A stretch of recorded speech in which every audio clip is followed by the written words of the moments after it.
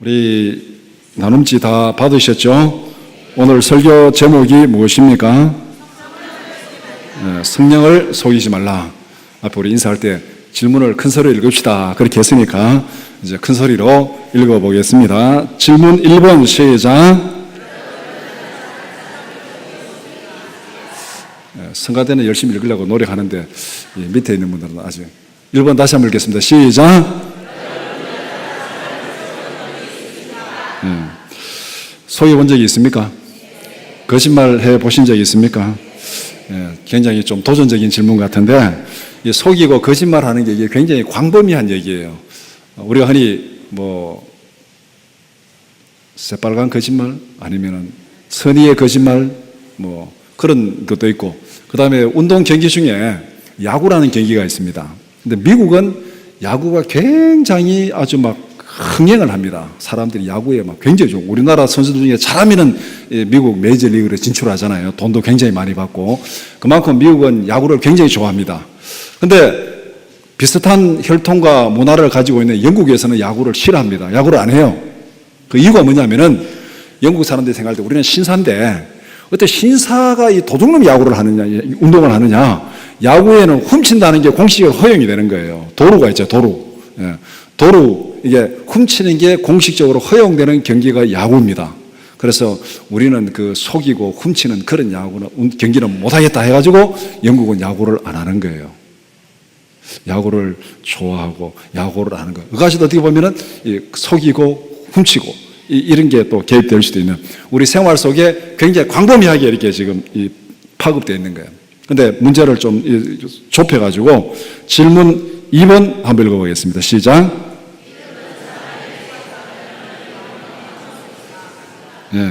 믿었던 사람들에게 속았을 때 여러분의 마음은 어떠했습니까? 남편에게 속았을 때, 아내에게 속았을 때, 자식에게 속았을 때, 정말 믿었던 사람에게 속았을 때 여러분들의 마음이 어떠했습니까? 믿었던 사람들에게 속았다는 것을 아는 순간 우리 마음에는 분노가 일어납니다. 그렇죠? 정말 이럴 줄 몰랐다. 그런 분노가 우리에게 일어나게 됩니다. 질문 3번 시작. 우리가 하나님을 속였다면 하나님의 마음은 어떻겠습니까? 우리가 하나님을 속였다면 하나님이 그것을 알고 계실까요? 모르실까요? 모르면은 관계없습니다. 우리가 속였는데 모르면은 그냥 속아 넘어가는 거예요. 하나님이 알고 계신다면은 하나님은 마음이 어떻겠습니까? 우리가 고백을 하잖아요. 하나님이 어떤 분인지. 하나님은 외모를 보시는 분이 아니고 중심을 보시는 분이다. 그러니까 우리가 겉으로는 막 속여도 하나님 우리 중심을 보시기 때문에 하나님 우리 마음속에 있는 거 알고 계시죠. 또 하나님 우리 이렇게 고백합니다. 전지전능하신 하나님, 모든 것을 다 아시는 하나님. 그러니까 내 마음속에 있는 것까지 다 아시는 하나님. 내가 하나님을 속였습니다. 하나님이 내가 속인 것을 알고 있습니다. 그런데 우리는 지금 모른 척하고 있습니다. 그럼 하나님이 우리에 대한 마음이 어떨까? 여러분들이 부모 입장에서 거짓말하는 아이들을 어떻게 다루고 있습니까? 아이들을 키우다 보면은 아이들이 그 성장 과정에 거짓말을 많이 하는 때가 있죠. 나이가 대충 한 4살, 5, 6, 7, 그 무렵에 아이들이 거짓말을 많이 합니다.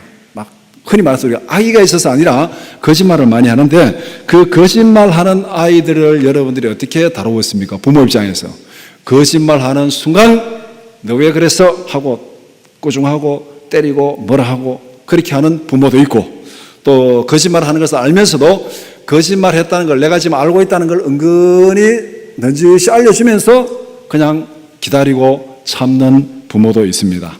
때로는 알고도 속고 모르고도 속고 아이에게 너 지금 거짓말하고 있는 거야 라는 걸 충분히 알 수 있도록 간접적으로 가르쳐주고 참고 있는 그런 부모도 있습니다. 우리에 대한 하나님의 자세는 어느 쪽이겠습니까? 앞에 쪽이겠습니까? 뒤에 쪽이겠습니까?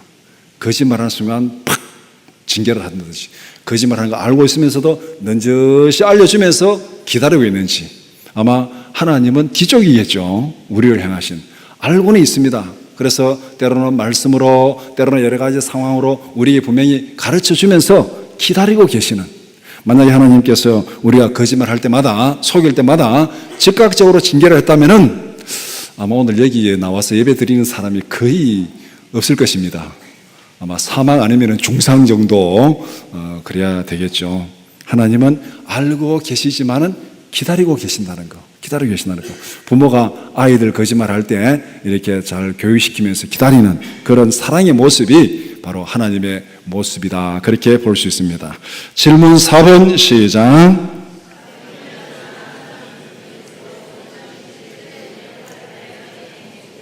네. 오늘 읽은 본문 말씀을 한 문장으로 요약하면은 주의 영을 속이지 말랍니다. 주의 영을 속이지 말라. 3절에 성령을 속이지 말라. 4절에 하나님께 거짓말하지 말라. 9절에 주의 영을 시험하지 말라. 3번이나 이렇게 말씀하고 있습니다. 간단히 얘기하면은 주의 영을 속이지 말라. 오늘 본문의 내용을 3부분으로 나누어서 함께 살펴보고자 합니다. 첫 번째는 바나바가 한 일, 두 번째는 아나니아 삽비라가 한 일, 세 번째는 성령이 하시는 일. 첫 번째는 바나바가 한 일입니다. 질문 11번 시작.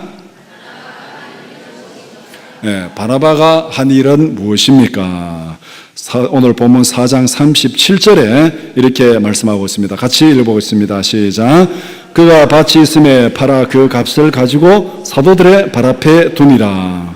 밭을 팔아서 그 값을 사도들에게 드렸습니다. 가난한 성도들을 위해서 자기 재산을 드렸습니다. 정말 이거 대단한 일이죠. 밭을 팔아서, 땅을 팔아서 하나님 앞에 드리고, 집을 팔아서 하나님 앞에 드리고, 그렇게 가난한 성도들을 위해서 자기 재산을 팔아서 드렸습니다. 정말 대단한 일을 했습니다. 질문 12번 시작.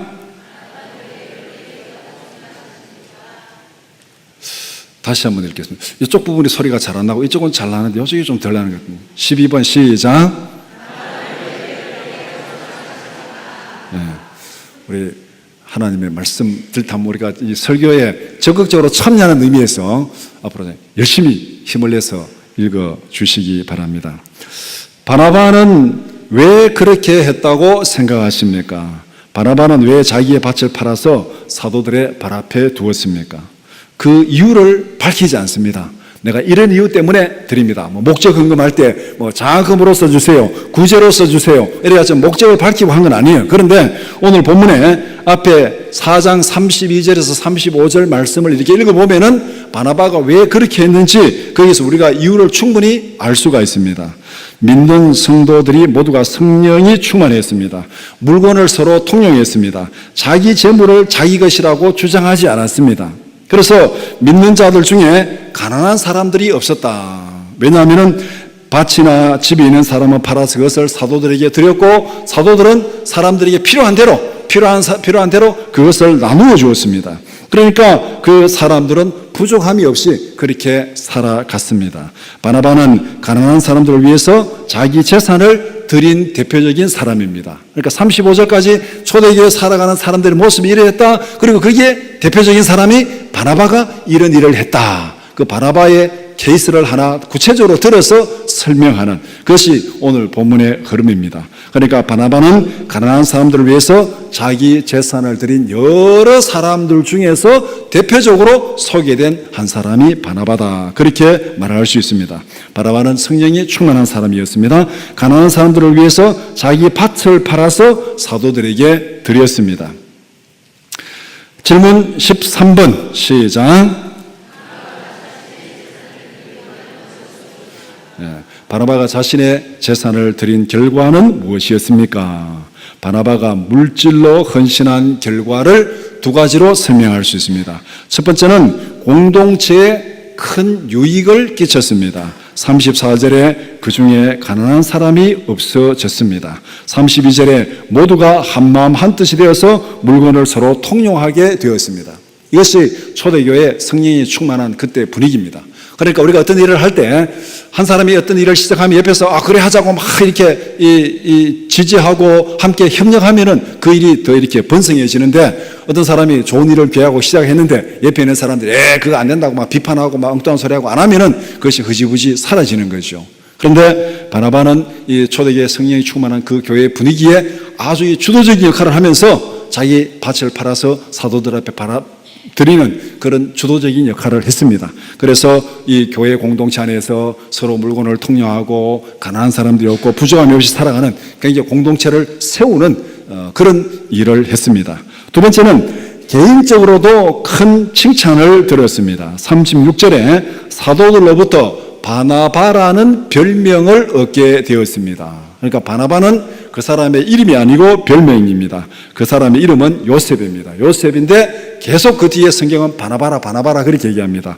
이름은 그냥 말하지 않고 별명이 워낙 유명해서 별명만 부르는 그 사람이 지금 바나바인데, 그 별명의 뜻이 뭐냐면은 위로의 아들, 위로의 아들. 위로하는 삶을 얼마나 정말 잘 살았으면은 위로의 아들이라는 그런 별명을 얻게 되었습니까? 정말 좋은 그런 칭찬을 얻게 된 것입니다. 우리가 한 번 좋은 일을 했다고 해가지고 그런 별명이 붙여집니까? 그런 별명 안 붙여집니다. 한 번 나쁜 일을 했다고 해가지고 또 그런 나쁜 별명이 붙여지지도 않습니다. 별명이 붙여졌다는 것은 그 사람의 삶의 습관이 오랫동안 지속되었다는 것입니다.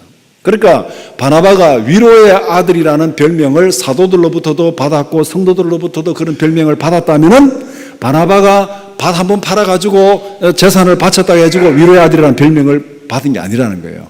그의 삶 전체가 정말 이런 헌신적인 삶을 살았다는 것을 말할 수 있습니다. 평소에 그가 성도들을 위로하는 그런 삶을 살았다는 것입니다. 바나바는 자기의 별명에 전혀 손색이 없는 삶을 살았습니다. 위로의 아들로 살았습니다. 물질로 헌신하는 바나바의 행동은 가난한 자들에게 큰 위로가 되었습니다. 정말 핍박받아서 여러 가지로 힘들고 어려운 자들에게 정말 자기 재산을 팔아가지고 이렇게 구제할 정도면은 그 사람들이 얼마나 큰 위로가 되었겠습니까?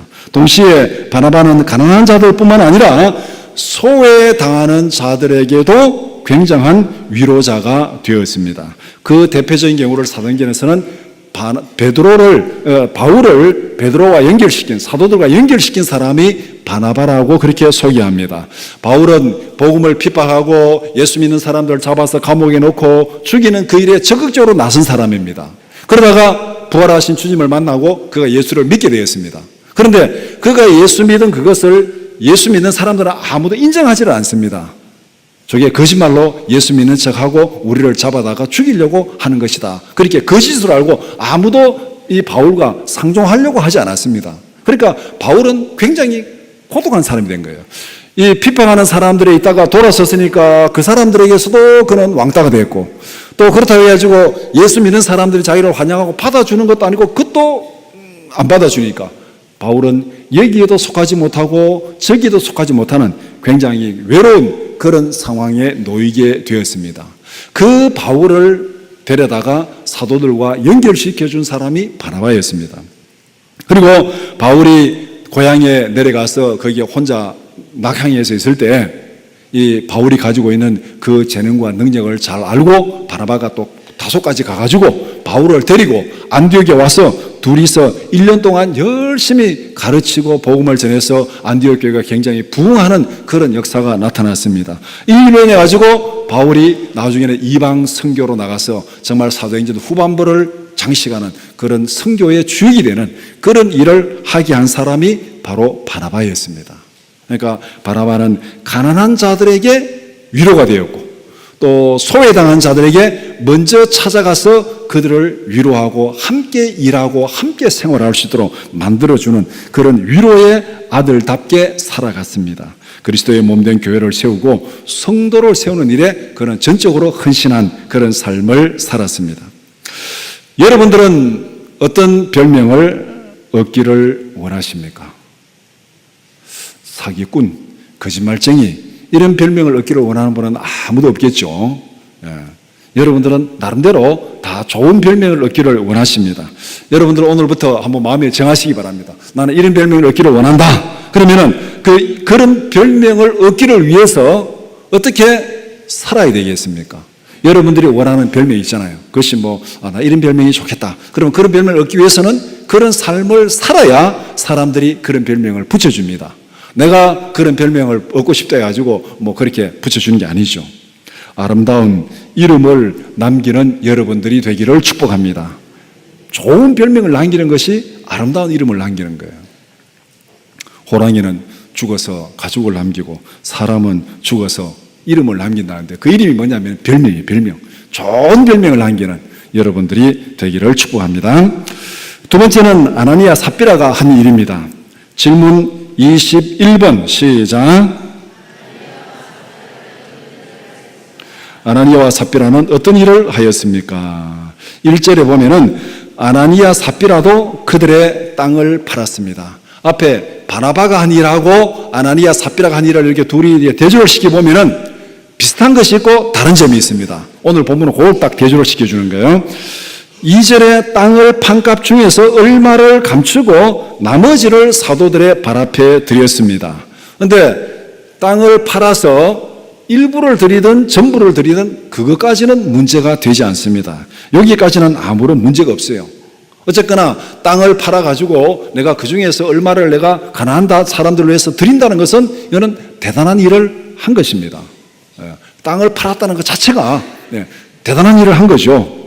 자기의 소유를 자기 마음대로 할 수 있는 권리가 있었습니다. 초대교회에서 서로 물건을 통용하고 자기 것을 자기 것으로 주장하지 않겠다 이렇게 앞에서 설명했는데 그렇다 해가지고 사유재산권을 완전히 부정하는 강요하는 그런 것은 전혀 아니었습니다. 오늘 본문 5장 4절에 보면은 분명히 그렇게 말하고 있습니다. 땅이 그대로 있을 때에 자기 마음대로 할 수 없더냐. 땅이 그대로 있을 때 땅을 팔든지 안 팔든지 그건 내 마음대로 할 수 있는 거예요. 그 다음에 땅을 판 다음에 그 돈을 너 마음대로 할 수 없더냐. 땅을 판 다음에 그 돈을 내가 가지든지 일부를 드리든지 전부를 드리든지 그것은 전적으로 내가 결정할 일이라는 거예요.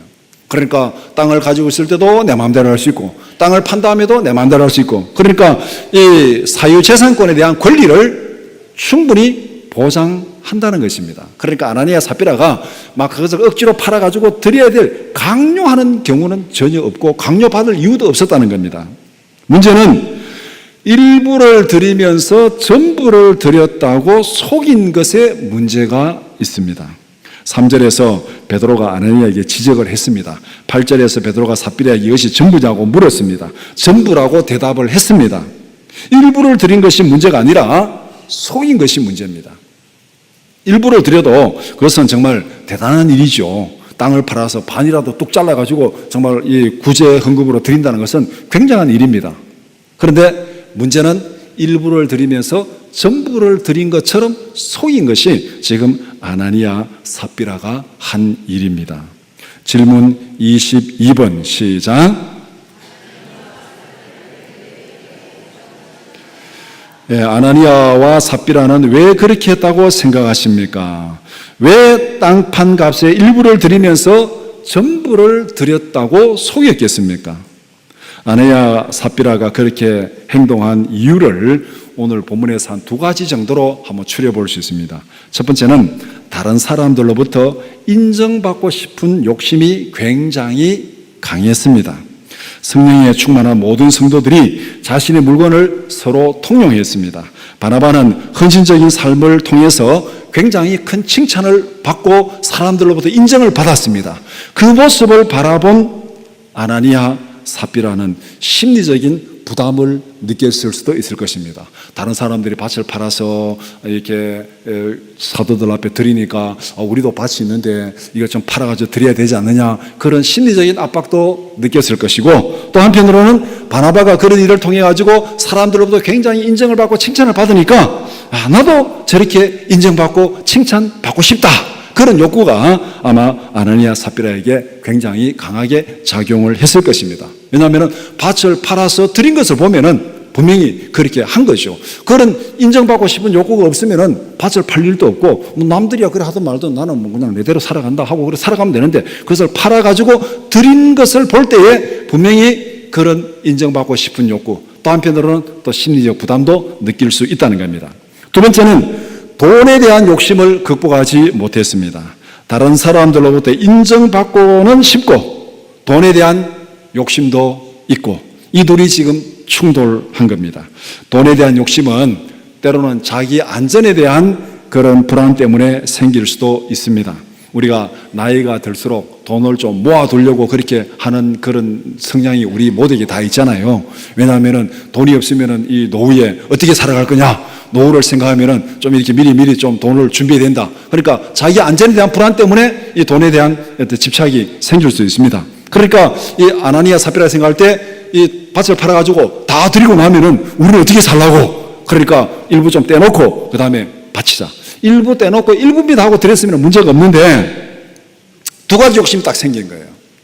돈에 대한 욕심도 있고 사람들 앞에 인정도 받고 싶고, 그래서 돈에 대한 욕심을 위해서 조금 챙겨놓고 그 다음에 인정받고 싶어서 일부를 드리면서 다 드렸다고 그렇게 속인 겁니다. 두 가지 욕심을 다 채우기 위해서 돈에 대한 욕심과 칭찬받고 싶은 그 욕심 두 가지를 다 채우기 위해서 일부를 드리면서 전부인 것처럼 그렇게 속였습니다. 질문 23번 시작.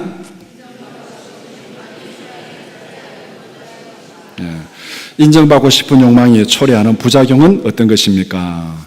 하나님을 속인 아나니의 행동은 지나친 영광을 얻으려는 데서부터 시작된 것입니다. 지나친 영광을 얻으려는 것부터. 성도들이 핍박받는 상황에서 자기의 소유를 드린다는 것은 정말 영웅적인 행동이면 틀림이 없습니다. 바나바는 기꺼이 진심으로 그렇게 행동했습니다. 바나바의 헌신적인 삶은 성도들로부터 사도들로부터 굉장한 인정과 칭찬을 받았습니다. 아나니아 삽비라도 그렇게 인정받고 싶은 유혹에서 하나님을 속이고 사도들을 속였습니다. 인정받고 싶어서. 안 그러면 거짓말할 이유가 없잖아요. 인정받고 싶어서 일부를 드리면서 전부를 드렸다고 속인 거예요. 일부를 드리면서 일부입니다 하고 해도 사람들이 굉장히 인정할 건데, 그래도 일부를 드린 것보다 전부를 드린 것이 더 칭찬을 듣고 바라봐도 그렇게 했으니까 나도 좀 그런 인정을 받고 싶은 거죠. 그런데 속인 결과는 칭찬이 아니라 죽음이었습니다. 우리에게는 내가 행한 것 이상으로 인정받고 싶은 유혹이 없습니까? 사람들은 다 자기 것이 더 중요하다고 생각합니다. 자기가 하는 일이 더 많다고 생각합니다. 여러 명이 모여서 같이 일을 해도 내가 일을 더 많이 했다고 생각합니다. 남들 한 것보다 전부 다 자기가 일을 더 많이 했다고 생각해요. 그러니까 우리 마음에 어떤 불평이 있습니까? 나는 일을 이만큼 했는데 사람들이 내가 한 것만큼 인정해 주지 않는다. 그런 생각이 우리에게 늘 있습니다. 그러니까 이 노동자와 사용자가 늘 이렇게 투쟁을 하잖아요. 한쪽에는 너희들이 일한 것만큼 충분히 줬다 생각하고, 한쪽에는 우리가 일한 것만큼 충분히 못 받았다 생각하고, 그러니까 이제 이 갈등하는 모습이 이 노사 간의 갈등입니다. 이게 우리의 일반적인 보편적인 심성이에요. 우리는 일은 많이 했다 생각하고 인정은 적게 받는다고 생각하는 그것이 우리에게는 있습니다.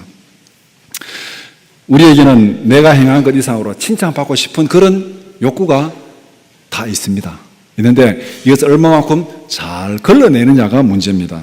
간단히 예를 들어보면은 교회에서 직분자들이 가장 빠지기 쉬운 유혹이 바로 이것입니다.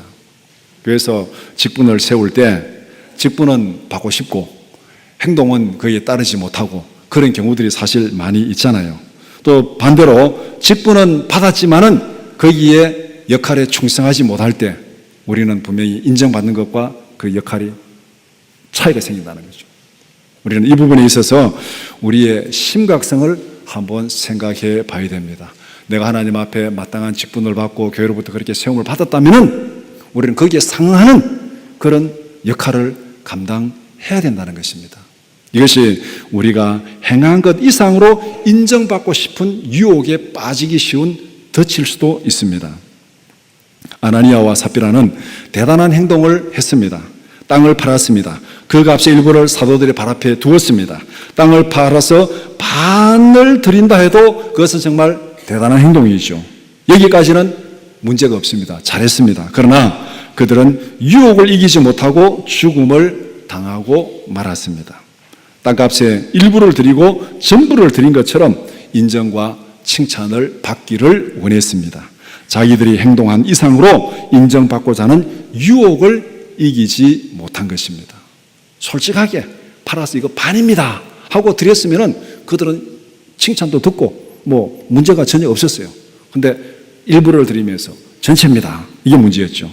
마땅히 받을 것 그 이상을 받으려는 것은 욕심이고 탐심입니다. 마땅히 받을 것 그 이상을 받으려는 행동은 속임수고 거짓입니다. 내가 이만큼 했는데 5을 했는데 10을 받고 사는 것은 욕심입니다. 5을 하고서 10을 받는 것은 거짓이고 속이는 거죠. 아나니아 삽비라는 칭찬과 돈에 대한 욕심 때문에 하나님을 속였습니다. 욕심 때문에 하나님을 속인 것이 그들의 잘못이요 그들의 비극이었습니다. 이것이 아나니아 삽비라가 한 일입니다. 세 번째, 성령이 하시는 일. 질문 31번 시작. 믿음의 공동체 안에서 성령이 하시는 일은 무엇입니까? 사도행전에 기록된 초대교회의 모습을 보면은 성령이 하시는 일이 뭔지를 우리가 한번 살펴볼 수 있습니다. 2장, 3장, 4장, 5장 이 내용이 초대교회 성령이 충만한 그 교회의 모습이 어떤지를 쭉 설명을 하고 있습니다. 성령은 교회 안에서 어떤 역할을 하고 있는가? 초대교회에 나타난 성령의 역할을 이 2장, 3장, 4장, 5장 이렇게 보면은 크게 한 3가지로 추려볼 수 있습니다. 성령이 하시는 첫 번째 역할은 생명을 살리는 일입니다. 생명을 살리는 일. 두 번째는 성도를 세우고 교회를 세우는 일입니다. 세 번째는 교회와 성도를 거룩하게 하는 일입니다. 이게 성령이 하는 일이에요. 성령은 하나지만은 성령이 사람들에게 하는 그 역할은 다양하게 나타날 수 있습니다. 질문 32번 시작. 성령의 역할은 구체적으로 어떻게 나타났습니까? 성령의 은사, 성경에 보면 성령의 은사를 보면 여러 가지 얘기합니다. 어떤 데는 12가지, 또 다른 데 어떻게 성령의 은사가 여러 가지를 얘기하는데 성령은 사람에 따라 다양하게 나타납니다. 똑같이 나타나지 않습니다. 이 사람에게는 이런 모습으로, 저 사람에게는 저런 모습으로 각자 받은 은사대로 우리가 하나님 앞에 성령의 사역을 감당하게 됩니다. 오늘 이 사도행전에서 보면은 첫 번째 베드로를 통해서 생명을 살리는 역사를 이루어 가십니다. 사도행전 2장 40절 41절 시작. 또 여러 말로 확증하며 권하여 이르되 너희가 이 패역한 세대에서 구원을 받으라 하니 그 말을 받은 사람들은 세례를 받으며 이날에 신도의 수가 3,000이나 더하더라. 베드로가 성령에 충만해서 복음을 전하고 회개하라고 그렇게 선포하니까 그 말을 듣고 회개하고 세례를 받은 사람이 그날에 3,000명이나 더했다. 정말 굉장한 역사가 나타난 것이죠. 성령이 베드로를 통해서 이 구원의 역사, 거듭남의 역사를 이렇게 강력하게 역사하는 것을 볼 수 있습니다. 두 번째, 바나바를 통해서 성도를 위로하고 교회를 세우는 일을 하십니다. 사도행전 4장 34절 35절 시작. 그 중에 가난한 사람이 없으니 이는 밭과 집이 있는 자는 팔아 그 판 것의 값을 가져다가 사도들의 발 앞에 두매 그들이 각 사람의 필요를 따라 나누어 줌이라. 이런 사람을 한 여러 사람 중에 대표가 바나바다. 그렇게 본문에 소개하고 있습니다. 그러니까 바나바가 한 일은 뭡니까? 바나바를 통해서 성령이 하시는 일은 성도들 가운데 약한 자들을, 그다음에 소외당하는 자들을 위로하고 세우는 일을 하셨습니다. 교회에서는 이 둘이 반드시 필요하죠. 베드로가 복음을 전하니까 막 성도들이 막 회개하고 막 3,000명씩 막 돌아왔습니다. 그런데 교회 안에 돌아왔는데 교회 안에 성도들이 그 돌아온 사람들을 상처 주고 욕하고 비난하고 다 쫓아내면은 어떻게 되겠습니까? 이게 심각한 문제가 되잖아요. 그래 막 들어오면은 어떻게 되겠어요? 그 안에 여러 가지 힘든 사람도 있고 어려운 사람도 있고 있으니까 바나바 같은 사람이 필요한 거예요. 그래서 그 사람들을 돌아보고 위로하고 격려하고 채워주고 세워주는 이 일을 성령은 바나바를 통해서 하셨습니다. 세 번째, 아나니아 삽비라 사건을 통해서 거룩하게 하는 일을 강력하게 시행하십니다. 사도행전 5장 4절 5절 우리 같이 보겠습니다. 땅이 그대로 있을 때에는 내 땅이 아니며 판 후에도 내 마음대로 할 수가 없더냐. 어찌하여 이 일을 내 마음에 두었느냐. 사람에게 거짓말하는 것이 아니요 하나님께로다. 아나니아가 이 말을 듣고 엎드려져 혼이 떠나니 이 일을 듣는 사람이 다 크게 두려워하더라. 왜 하나님을 속였느냐? 안 속여도 되는데 왜 하나님을 속였느냐? 그렇게 하니까 아나니아가 죽었어요. 이 일을 본 사람들이 크게 두려워하니라. 이게 무슨 얘기입니까? 초대교회 성도들이 하나님을 속여도 되는구나, 하나님을 속이면 안 되는구나, 어느 쪽이겠습니까? 하나님을 속이다는 이건 완전히 죽음이다. 이거는 죽음. 모든 사람들이 두려워하더라. 이 말은 뭐냐면은 그들 가운데 거룩한 영이 강력하게 역사한다는 거예요. 사람들이 막 교회 안으로 많이 몰려올 때는 거기에 여러 가지 이 찌꺼기들이 따라 들어올 수 있잖아요. 세상의 죄악이나 세상의 세속적인 것들이 따라 들어올 수 있습니다. 그때 교회가 정화 작업을 잘 해야 된다는 것이죠. 거룩하게 해야 된다는 겁니다. 우리가 밖에 이렇게 먼지 나는 곳에서 일을 하다가 집에 들어올 때는 먼지를 털고 그렇게 또 씻고 그렇게 집에 들어오잖아요. 옷에 등산로 가면 등산하고 나면 바지에 먼지가 묻으니까 쉬 하고 공기를 트는 거 이렇게 해놓은 거 보셨죠? 그러니까 먼지를 털고 차를 타고 그렇게 밖에 일하다 오면은 안으로 들어올 때는 털고 들어와야 되는 것이죠. 그와 마찬가지로 교회에 많은 성도들이 몰려들 때는 거기에 세상에 이런저런 세속적인 것이 따라 들어올 수 있다는 거. 그때 성령이 강하게 역사하십니다. 교회에 거룩을 지키기 위해서, 세속적인 것을 다 걸러내기 위해서 강하게 역사하시는데 그것이 바로 아나니아 삽비라 사건을 통해서 성령이 거룩하게 일을 강하게 역사하는 것. 하나의 시범 케이스를 보여줌으로 인해서 그것을 본 사람들이 우리가 하나님 앞에 거룩해야 된다, 하나님 앞에 범죄하면 안 된다, 그것을 강력하게 보여주는 것이죠. 모두가 두려워하고 하나님을 경외하는 그 마음을 심어준 것입니다. 질문 33번 시작.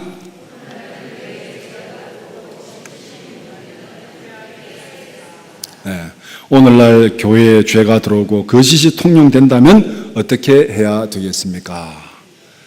참 심각한 질문이죠. 교회가 거룩함을 잃어버리고 세상에 물들었다면 어떻게 해야 되겠습니까? 이것은 누구의 잘못도 아닙니다. 성도들 모두의 공동의 책임입니다. 우리 가운데 성령이 강하게 역사하지 않기 때문에 세상의 세속적인 것들이 교회로 따라 들어오는 거예요. 성령이 강하게 역사하면은 그것들은 다 걸러질 수 있습니다. 그런데 교회가 세속화되고 교회가 뭔가 이 거짓이 들어왔다면은 성령이 우리 가운데 강하게 역사하지 않기 때문에 그렇습니다. 교회가 깨어있어 기도하지 못하기 때문에 일어나는 현상입니다. 그러니까 우리가 교회가 세속화되었다. 오늘 교회가 왜 이 모양이냐? 교회가 세속화되었다. 누구의 책임도 아닙니다. 우리 모두의 책임입니다. 성령이 우리 가운데 역사하여 주옵소서. 성령이 우리 가운데 있는 모든 거짓되고 악한 것들을 제거하여 주옵소서. 우리가 하나님 앞에 그렇게 기도해야 됩니다. 성령은 죄를 제거하든지 아니면은 심판을 통해서 제거하든지 회개시켜서 바꿔주시든지 그 일을 하십니다. 성령은 교회 죄를 제거하고 성도를 거룩하게 하는 그 역사가 성령의 역사입니다. 우리는 거룩하게 하시는 성령의 사역을 위해서 하나님 앞에 기도해야 됩니다. 우리의 죄를 회개하고 우리의 심령을 정결하게 만들어 주옵소서. 하나님께서 죄악에 물든 이 땅을 고쳐달라고 하나님 앞에 기도해야 됩니다. 왜냐하면 죄를 회개시키고 이 땅을 살리는 것은 성령의 사역입니다. 아이들이 거짓말할 때 부모가 막 거짓말하는 거 막 때리고 막 뭐라 한다 해서 애들이 금방 고쳐집니까? 안 고쳐져요. 저도 애 키우면서 그런 시간을 거쳤습니다. 거짓말을 해요. 아무리 어떻게 해도 안 고쳐져요. 그 마음이 바뀌지 않고는 고쳐지지 않습니다. 오늘 우리가 하나님 앞에서 교회가 거룩하게 되는 것도 마찬가지예요. 그 잘못한 사람 보고 막 잘못했다고 아무리 말해봐야 이게 고쳐지질 않아요. 우리의 마음을 바꾸어서 거룩하게 만드는 것은 성령의 사역입니다. 잘못한 것을 깨우쳐 줄 필요는 있지만은 그러나 우리가 고칠 수는 없습니다. 깨우쳐 줄 수는 있어도 고칠 수는 없어요. 고치는 것은 성령의 사역이에요. 그렇기 때문에 우리가 하나님 앞에 정말 교회의 거룩을 위해서, 성도의 거룩을 위해서 우리가 기도해야 됩니다. 성령은 성도와 교회를 거룩하게 하시는 하나님의 영입니다. 성령은 우리의 마음속에 있는 죄를 생각나게 하고 정결케 하십니다. 성령은 죄가 있는 곳에서는 역사하지 않습니다. 왜 성령을 속이면 안 되느냐? 성령을 속이면 1차적인 피해가 자기 자신에게 있습니다. 다른 사람들이 손해보는 거 아니에요. 자기가 손해봅니다. 그렇기 때문에 성령을 속이면 안 되는 거예요. 이사야 1장 15절 같이 보겠습니다. 시작. 너희가 손을 펼 때에 내가 내 눈을 너희에게서 가리고 너희가 많이 기도할지라도 내가 듣지 아니하리니 이는 너희의 손에 피가 가득함이라. 성령을 속이고서는 아무리 기도해도 하나님이 들어주지 않는다는 거예요. 그럼 누가 손해예요? 내가 손해잖아요. 내가 손해잖아요. 성도는 성령이 거하시는 하나님의 성전입니다. 우리가 예수 그리스도의 피로 거듭나고 구원받았습니다. 우리는 성령이 거하시는 하나님의 성전입니다. 고린도전서 3장 16절 17절 시작. 너희는 너희가 하나님의 성전인 것과 하나님의 성령이 너희 안에 계시는 것을 알지 못하느냐? 누구든지 하나님의 성전을 더럽히면 하나님이 그 사람을 멸시하리라. 하나님의 성전은 거룩하니 너희도 그러하니라. 성령의 전을 더럽히고서 어떻게 하나님의 은혜를 기대할 수 있겠습니까? 성령의 인도하심을 따라 거룩하게 살아가는 우리 모두가 되기를 축복합니다. 말씀을 정리해 봅시다. 아나니아와 삽비라의 잘못은 성령을 속인 것입니다. 사도행전 5장 3절 다 같이 시작. 베드로가 이르되 아나니아야 어찌하여 사탄이 내 마음에 가득하여 내가 성령을 속이고 땅값 얼마를 감추었느냐. 5장 4절 시작. 땅이 그들에 있을 때에는 내 땅이 아니며 판 후에도 내 마음대로 할 수가 없더냐. 어찌하여 이 일을 내 마음에 두었느냐. 사람에게 거짓말한 것이 아니요 하나님께로다. 5장 9절 시작. 베드로가 이르되 너희가 어찌하여 함께 있게 하여 주의 영을 시험하려 하느냐. 보라 내 남편을 장사하고 오는 사람들의 발이 문 앞에 이르렀으니 또 너를 메어 내가리라 하니. 아나니아와 삽비라는 자기들이 행동한 것 이상으로 지나친 영광을 얻으려다가 성령을 속였습니다. 성령을 속인 결과는 그들에게 죽음이라는 심판으로 나타났습니다. 하나님은 속이는 자의 기도에 응답하지 않습니다. 하나님은 우리의 속임수에 속아 넘어가지 않습니다. 하나님을 속이는 자는 하나님의 은혜를 기대할 수가 없습니다. 하나님은 속이는 자와 함께 하지 않습니다. 하나님이 떠나시면은 우리에게 남는 것은 죽음입니다.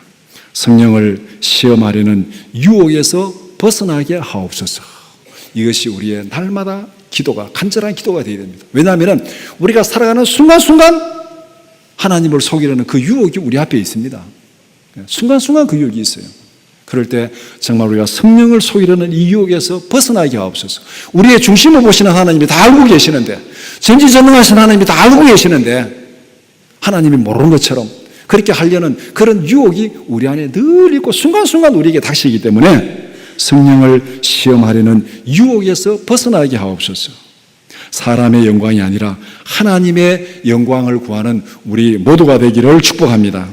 고린도전서 10장 31절 말씀 같이 보겠습니다.